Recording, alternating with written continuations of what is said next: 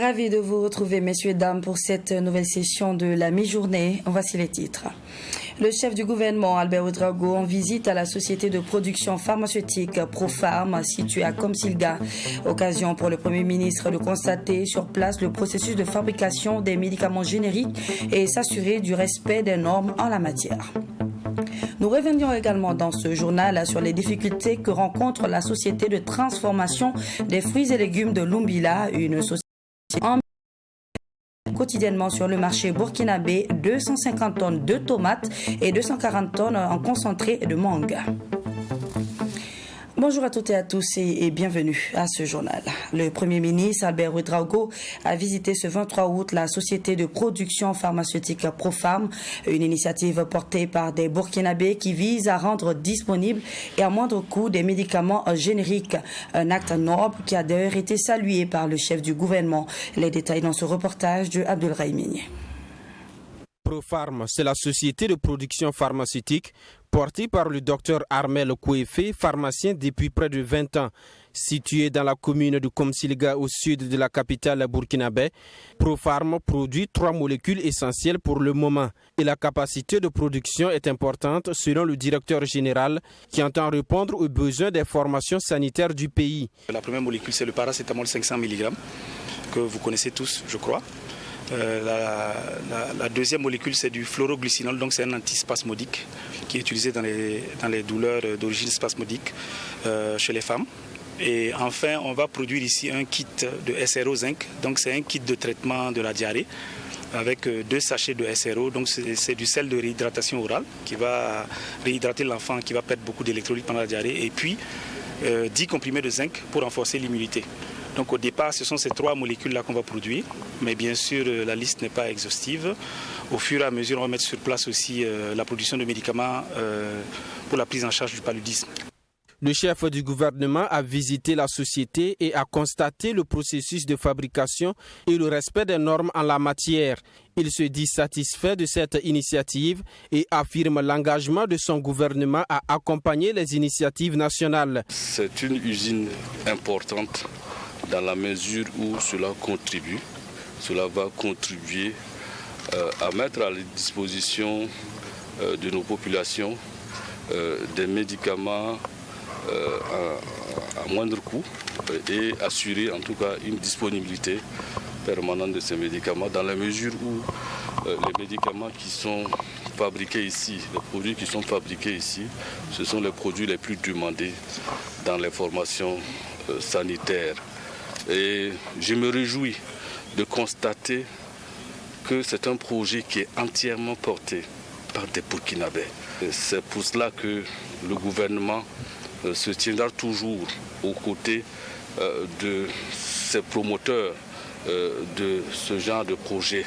Et le gouvernement, en tout cas, est prêt à mettre en place toutes les facilités nécessaires pour permettre l'émergence de ce genre de projet. Le directeur général de Profarm estime que les procédures pour l'autorisation de mise sur le marché de ces produits sont presque à terme. Il a salué la visite du Premier ministre qui, selon lui, stimule son engagement à rendre les médicaments disponibles et accessibles. 13 ans déjà sont passés depuis la création de la société de transformation des fruits et légumes de Lumbila.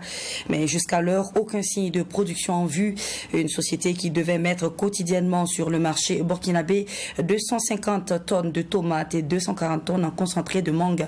Cependant, qu'en est-il de cette usine de transformation quand on sait que les contribuables payaient au moins 6 millions de francs CFA par mois pour sa mise en œuvre? Les réponses avec le ministre en charge du commerce dans cet élément de Fatima Tanikema et Joe Favard.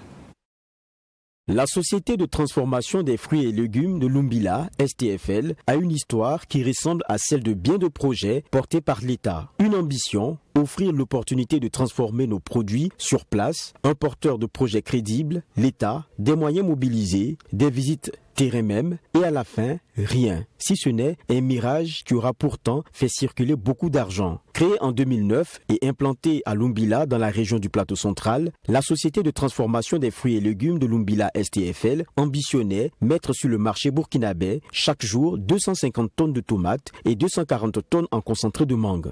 Après l'arrêt des travaux en 2013, une probable reprise des chantiers avait été annoncée en 2018 par l'ancien ministre du Commerce Aruna Kabore. Que de balais pour rassurer bailleurs et population que tout est remis en selle. 4 ans après, où en est-on ? La réponse du ministre du Développement industriel, du Commerce, de l'Artisanat et des petites et moyennes entreprises, Abdoulaye Tall, qui a hérité du dossier, en dit long. C'est un cas concret d'utilisation non optimale des ressources publiques. Je vous dis très franchement, on doit la vérité au peuple burkinabé. C'est un projet de 2009. 13 ans après, il n'y a rien. Il faut le dire. Ça a été mal monté, mal exécuté. Pendant que les locaux qui doivent servir à abriter les machines, les usines, donc ne sont pas achevés, on fait venir les usines, on fait venir les machines. Donc les machines sont exposées pour certaines aux intempéries. Les locaux ne sont pas terminés. Des machines, pour la plupart obsolètes, alors qu'elles n'ont encore été au contact d'aucun fruit, aucun légume à transformer. Mais ce n'est pas le seul problème que rencontre la STFL. Deuxième problème, on a un partenaire privé à l'intérieur qui détient une minorité de blocage. Et donc, je crois en la concertation.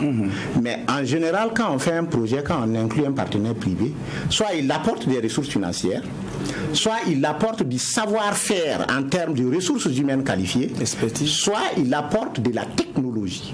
Malheureusement, il n'y a aucun dans le lot. Pour le ministre Abdoulaye Tall, il est encore possible de sauver le projet, mais qui sont les responsables de cet échec ? Vous remarquerez que certains créanciers ont porté plainte contre la société, ont saisi les véhicules et les ont vendus. De plein droit, décision de justice. Donc, on a une situation très complexe et il faut faire dans le respect des lois et c'est sur ça que nous travaillons. 2 plaintes ont été déposées au tribunal dont relève l'usine. Le reste est entre les mains de la justice. C'est le gouvernement qui a posé plainte ? Naturellement. D'accord. Puisque c'est les ressources publiques, le budget de l'État, plus un emprunt effectué par l'État. Pour ce projet, l'on se rappelle de l'appui financier de la Banque d'investissement et de développement de la CEDEAO d'un peu plus de 4 milliards de francs CFA en octobre 2018, avec l'ambition, en plus de Lumbila, d'avoir 3 autres unités de transformation à Yako, Goursi et Waiguia. Les ambitions n'ont pas manqué et pourtant, les faits sont têtus. Pour mémoire, le projet STFL, au départ, a été évalué à plus de 8 milliards de francs CFA, mais il a englouti finalement environ 17 milliards de francs CFA. 17 milliards du contribuable burkinabé partis en fumée. Et puis samedi dernier, lors du lancement du mouvement GVC, Génération de Veille Citoyenne, un groupe de jeunes très remontés contre les organisateurs ont manifesté leur mécontentement. Ils s'expliquent en disant qu'ils avaient conclu un marché avec les premiers responsables du GVC, celui de remplir la salle Jean-Pierre Guingané pour la présentation du mouvement avec en contrepartie la modique somme de 2000 francs CFA. La cérémonie donc terminée, le GVC n'aurait pas rempli sa part du contrat. On les écoute dans ce reportage de Sarah Caboret. Comme beaucoup de mouvements nés ces dernières semaines, c'est dans une ambiance de grande mobilisation que le mouvement Génération de Veille Citoyenne a lancé ses activités le samedi 20 août dernier ici à Ouagadougou. Une première sortie réussie pour Mathias Ouedraogo et ses camarades. Cependant, juste après la cérémonie, des scènes plus qu'anecdotiques nous interpellent. Un groupe de jeunes restés à l'entrée de la maison de la culture Jean-Pierre Guingané semble mécontent. L'atmosphère est tendue. Nous laissons tourner notre caméra et tendons le micro. Vraiment, nous, on n'est pas contents pour aujourd'hui. Là. Voilà, donc nous, on est venus, ils nous ont dit qu'ils vont nous donner 2000. Donc on est venus et puis ils ont dit qu'ils vont nous donner 1000 francs. À faire des 1000 francs, on va mettre essence avec le parking, avec la cigarette. Donc ça ne suffit pas quoi. Donc on est là, on n'est pas content. C'est à cause de ça on veut. Voilà. Ils ont mobilisé, on est sortis nombreux. Voilà. Soit disant qu'on va nous donner 2000. Maintenant on est là. Qu'est-ce qu'on n'a pas fait? On a crié dedans ou on n'a pas crié? Même si ces jeunes disent partager les convictions des membres du mouvement Génération de veille citoyenne, la promesse faite doit être respectée. Remettre les 2000 francs CFA car pour certains, l'avenir du mouvement en dépend.